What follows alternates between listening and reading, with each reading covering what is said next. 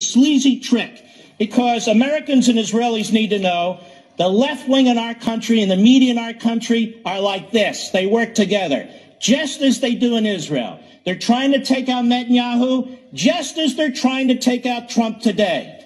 By the way, Sean, now that you have me here, see this? You know what this is? These are the ridiculous allegations brought by a ridiculous attorney general in Israel against Benjamin Netanyahu. Now, I doubt the American people care, and I doubt the Israelis have actually read this.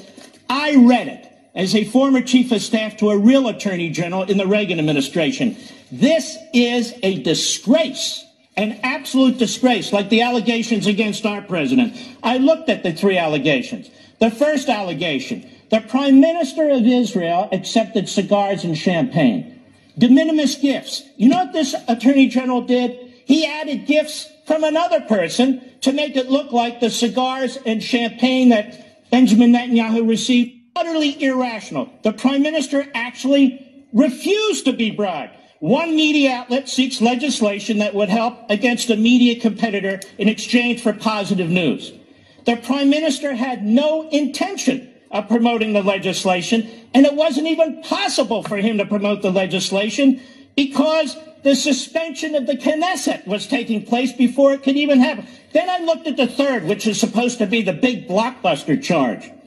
It's loaded with hyperbole, idiotic assertions.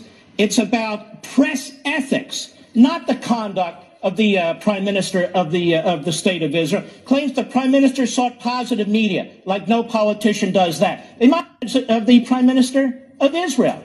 Therefore, I'm going to make an allegation. And these allegations, like the charges against our president, hang over the head of the Prime Minister throughout the last several months. I would just say to the Israelis, you have the modern-day Winston Churchill.